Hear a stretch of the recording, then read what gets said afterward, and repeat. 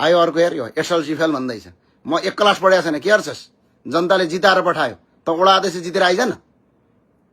त्यो भए हुनलाई अहिले पनि भन्छु म, तिमीहरूको औकात छैन। तिमीहरूको यदि हैसियत छ भने तिम्रो मालिकलाई, तिम्रो पार्टी सभापतिलाई, तिम्रो प्रधानमन्त्रीलाई, तिम्रो गृहमन्त्रीलाई संसदमा आएर ज्ञानेन्द्र शाहीले उठाएको प्रश्नको जवाफ दे भन्नुहोस्। हिम्मत छ भने ल सबैले आज लेख, ज्ञानेन्द्र शाहीले संसदमा प्रश्न उठायो, यसको जवाफ दे भन। छ जवाफ दिने हिम्मत छ? जवाफ दे भन। म जवाफ सुन्न तयार छु। चार्टर एकाउन्टेन्ट पढ्या हो केटा, तँ जस्तो बेल्चा हाने हो, पढ्या हो। म पढ्दै पढेको छैन ल, एक जिरो अक्षर पनि पढेको छैन, तर जनताले जिताएर पठाएको जनताको प्रतिनिधि हो। तिम्रो घण्टेलाई 421 मा स्टप गरे हो जुम्लामा।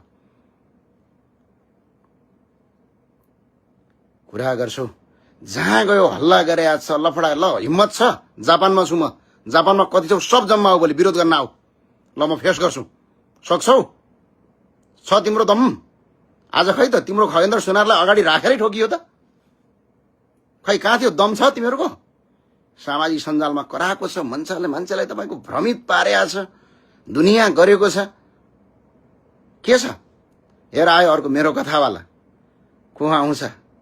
वडा अध्यक्ष जितेर आवन, सहकारी ठगेर आएको होइन साथी, सिंहदरबार जलाएर आएको होइन, जनतासँग सङ्घर्ष गरेर आएको। दमका साथ भन्छु, यदि त्यो दम छ तिमीहरूसँग भने, अहिले पनि दम छ भने सिधै स्पष्ट कुराका साथमा भन्छु तिमीहरूलाई, दम छ भने तिम्रो अध्यक्षलाई, तिम्रो सभापतिलाई, तिम्रो गृहमन्त्रीलाई म सांसद हो, संसदमा जवाफ दे भन। छ दम? छ? ल जवाफ दे भन। त्यो भएन क्लियरका साथ भन्छु। र अब अरू यो सडक छापहरूका अगाडि लागेर केही हुनेवाला छैन। यिनीहरूको कामै त यो भुक्ने हो। र अहिले म स्पष्ट अहिले के भन्न आएको भने क्लियरका साथ, र जापानमा म सुरक्षित छु। जापानमा भोलि पनि भव्य कार्यक्रम हुन्छ, आज पनि भव्य कार्यक्रम भएको छु, स्पष्टका साथ भएको छ। र म जेल तोडेर जेल भागेर आएको होइन, यो कुरा याद गर तिमीहरू है, यो याद गर, दिमागमा डाल, टाउकोभित्र। म तिमीहरू जस्तै खराने ग्याङ, सहकारी ठगहरूको ग्याङ, गैँजडीहरूको ग्याङ र त्यस्तै आक्रमण गर्नेहरूसँग लडेर आएको। कर्णालीमा मेरो मान्छे मारेपछि, कर्णालीमा एकजना मान्छे भिरमा अड्किएर मरेपछि प्रश्न सोध्न पाउने मेरो अधिकार हो। म सोध्छु, देशको गृहमन्त्रीलाई सोध्छु, सुदनलाई अगाडि राखेर सोध्छु गृहमन्त्रीलाई, को हु इज दिस यार? एउटा ऊ सांसद हो, हामी पनि सांसद हो, अगाडि राखेर सोध्छु। प्रश्न सोध्न नपाइने हो तिमीहरूको। त्यो भए हुनाले अहिले पनि भन्छु, यो जुन झुटो हल्ला फैलाइराखेका छौ तिमीहरूले, सकियो, यो सकियो, को सकियो? सुरज गौतम, तिम्रो निर्वाचन क्षेत्रमा चुनाव लड्न आउँछु, ल आऊ, मलाई जितेर देखाऊ। सक्छौ? स्पष्टका साथ भन्छु, हल्ला फैलाउने काम बन्द गर, सबैलाई केस हाल्छौँ हामी। आज खुशबु ओलीले एकजना मान्छे पक्राउ गरेका छन्, घण्टीको कार्यकर्ता, चितवनबाट। सभ्य हुनुहोस्, तपाईहरू सभ्य हुन सिक्नुहोस्।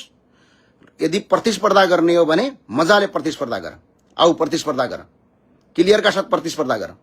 चुनावमा घण्टीको साथ लिएर जित्या होइन, घण्टीलाई पत्ता साफ गरेर जित्या हो।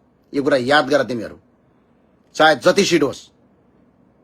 त्यो भए हुनाले अहिले पनि म भन्छु, र जहाँ छौ, जुनसुकै ठाउँ छौ, दारू खाएर हिँड्नलाई तिमीहरूको 4 जना श्रीमतीको पोइ होइन म, बुझ्यौ? स्पष्टका साथ यो अहिले जुन हल्ला फैलाएका छन्, म अहिले यति मात्र भन्न आएको थिएँ तपाईलाई। के भन्न आएको थिएँ भने, जसरी यो जापानमाथि हामीमाथि आक्रमण गरे भन्ने कुरा भएको छ, हामी स्पष्टका साथ, स्पष्ट मर्यादाहीन भन्दो रहेछ एउटा, सहकारी ठगेर जेलबाट भाग्ने चाहिँ मर्यादा पालक, गाँजा खाएर सिंहदरबारमा आगो फुक्ने चाहिँ मर्यादा पालक, अनि तिमी घण्टेहरूले मान्छेलाई हुँदै नभएको आक्रमण भयो भनेर तिमीहरू हल्ला फैलाउनेहरूलाई जवाब दिँदा चाहिँ हामी असभ्य? सभ्य हो, हामी सभ्य हो। क्लियरका साथ भन्छु, जापानमा मलाई केही पनि भएको छैन, हामी सुरक्षित छौँ साथी हो।